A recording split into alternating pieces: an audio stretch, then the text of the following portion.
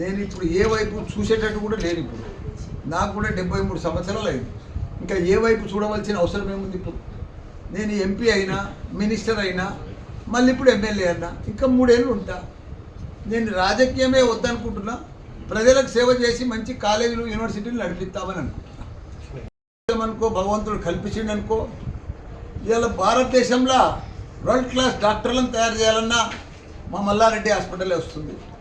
World class ఇంజనీర్లకు కావాలన్నా, world class management కావాలన్నా, మంచి ప్రజలకు సేవ చేయాలన్నా అదంతా కూడా అదృష్టం నాకే కల్పించినందుకు ఆ భగవంతునికి, మా ప్రజలందరికీ కూడా చాలా చాలా ధన్యవాదాలు. దానికి తోడు ఈరోజు సంధి ఒక 5 మెడికల్ షాపులు ఓపెన్ చేస్తాం.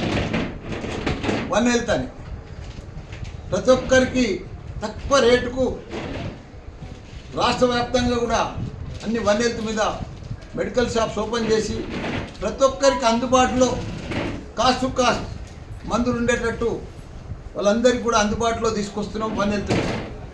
దానికి తోడు ఒక ఫస్ట్ ఫేస్లో ఒక 50 అంబులెన్సులు కూడా 108 మాదిరిగా 50 అంబులెన్సులు వన్ హెల్త్ మీదనే అవి కూడా రిలీజ్ చేయబోతున్నాం.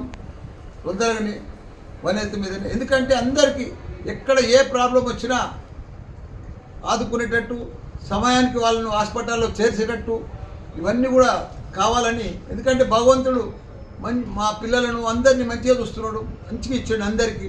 మనం కూడా ప్రజలకు రిటర్న్ సేవ చేయాలి కదా. ఇప్పుడు నాది ఒకటి నా అన్నీ కూడా భగవంతుడు అనుకున్న దానికంటే అన్ని ఇచ్చిండు. నేను ప్రజలకు సేవ చేయాలి, అక్కడ మంచి ఇంజనీర్లను, డాక్టర్లను తయారు చేయాలి. రెండే ఎంచుకున్నా పర్ఫెక్ట్గా పోతుంది. ఇంకా ముందు కూడా భారతదేశం అంతా కూడా డీమ్డ్ యూనివర్సిటీలు పెట్టాలనుకుంటున్నా. ఇప్పుడు నోయిడాలో ఒకటి ఫైనల్ అయిపోయింది, డీమ్డ్ యూనివర్సిటీ నోయిడా దాంట్లోనే. దాని తర్వాత లక్నోలో కూడా అక్కడ మన యోగి సీఎం గారు ఏఐ సిటీ తయారు చేస్తున్నాడు. ఏఐ మీద సిటీనే తయారు చేస్తున్నాడు. 10,000 కోట్లు ఖర్చు పెడుతున్నాడు ఏఐ సిటీ కోసం. దానికి తోడు 10 లక్షల మంది యువకులను తయారు చేయాలి, ఉద్యోగానికి మల్టీనేషనల్ కంపెనీలకు తగ్గట్టు తయారు చేయాలని చెప్పి ఏఐ సిటీ కూడా తయారు చేస్తున్నాడు. మాకు కూడా పిలుపు వచ్చింది. మేము కూడా మొన్న లక్నో కూడా పోయి వచ్చినాం. తొందరలో నెక్స్ట్ వీక్లో యోగి గారిని కలిసి అక్కడ కూడా ఒక 50 ఎకరాల పెద్ద డిజిటల్ హెల్త్ సిటీ పెడదామని అక్కడ కూడా ఇక్కడ అయితే సూరారంలో పెట్టినామో అదే ప్లాన్ చేస్తున్నాం. అదే మాదిరిగా బీహార్లో కానీ, బెంగాల్లో కానీ, ఆంధ్రప్రదేశ్లో కానీ దేశవ్యాప్తంగా మెయిన్ సిటీలలో అన్నీ కూడా యూనివర్సిటీలు తెరుద్దామని ప్లాన్ చేసుకున్నాం. ఇదంతా కూడా రేపు 17 తారీఖు కూడా వైజాగ్ పోతున్నాం. కర్నూలులో కూడా ప్లాన్ చేస్తున్నాం. ఎందుకంటే అందరికీ వైద్యం అందియాలి, మంచి విద్యను అందియాలని తపనతోటి ఇవన్నీ కూడా ఓపెన్ చేస్తున్నాం. అందరికీ కూడా నమస్కారం. రాఖీల పౌర్ణమి అందరికీ కూడా శుభాకాంక్షలు. రాజకీయంగా కూడా ఇప్పుడు రాజకీయంగా బీజేపీ వైపా, తెలుగుదేశం వైపా, లేక టీఆర్ఎస్ వైపా కాదు. నేను ఇప్పుడు టీఆర్ఎస్లో ఉన్నా.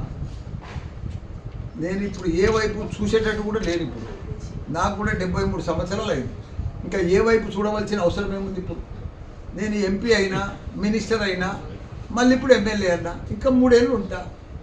నేను రాజకీయమే వద్దనుకుంటున్నా. ప్రజలకు సేవ చేసి మంచి కాలేజీలు, యూనివర్సిటీలు నడిపిస్తామని అనుకుంటున్నాను.